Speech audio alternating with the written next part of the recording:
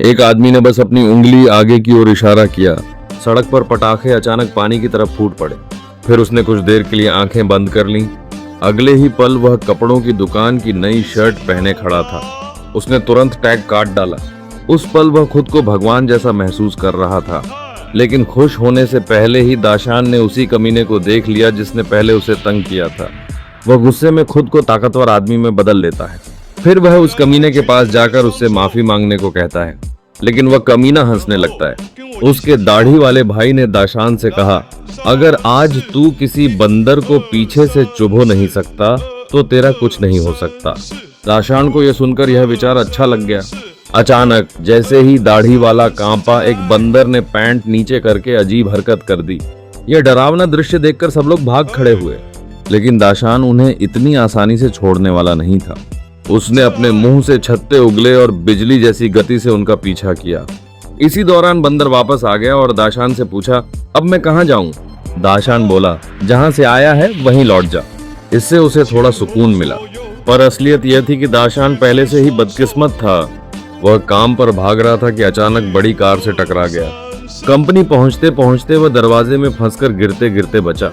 हमेशा से ही वह इतना बदनसीब था कि सड़क किनारे बैठे भिखारियों से बस थोड़ा बेहतर था।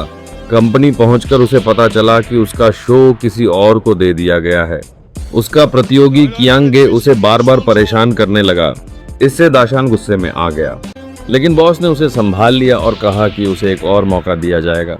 दाशान खुश हुआ कि अब वह मशहूर हो जाएगा, लेकिन जल्द ही पता चला कि कियांगे को ही आधिकारिक रूप से होस्ट चुन लिया गया है। इससे दाशान का गुस्सा और बढ़ गया। शो में उसकी बेइज्जती हुई, उसका दिमाग खराब हो गया और लाइव शो में उसने बकवास करना शुरू कर दिया। इससे उसका करियर पूरी तरह बर्बाद हो गया। कंपनी ने उसे बाहर निकाल दिया। घर आकर दाशान ने भगवान को गालियां दी। अगली सुबह अलार्म घड़ी ने उसे जगाया। गुस्से में उसने घड़ी खिड़की से बाहर फेंक दी, लेकिन जब वह कुत्ते को टहलाने बाहर गया तो पाया कि टूटी घड़ी अब भी बज रही थी। तभी फोन आया कि उसके लिए एक नौकरी का इंटरव्यू है। वह तुरंत वहां पहुंचा। ऊपर जाकर उसने देखा कि वही बूढ़ा आदमी अब सफेद सूट में है। उसने खुद को भगवान बताया। फिर उसने दाशान से कहा कि उसकी सारी शिकायतें उसने सुनी हैं और अब वह उसे इस दुनिया का भगवान बना रहा है। दाशान डर गया, लेकिन जल्द ही उसे एहसास हुआ कि उसके पास सचमुच भगवान जैसी ताकत है। बस दो नियम थे, किसी की स्वतंत्र इच्छा में दखल नहीं देना और अपनी पहचान किसी को नहीं बतानी। अब दाशान आत्मविश्वास से भर गया। शाम को उसने अपनी गर्लफ्रेंड के लिए रोमांटिक माहौल बनाया। आसमान से धुंध हटाई, चांद को पास खींचा और खूबसूरत रात गुजारी। लेकिन अगले दिन उसके दिमाग में लाखों आवाजें गूंजने लगीं। यह लोगों की प्रार्थनाएं थीं। भगवान ने उसे बताया कि अगर वह इन्हें संभालेगा नहीं तो ये आवाजें बढ़ती जाएंगी।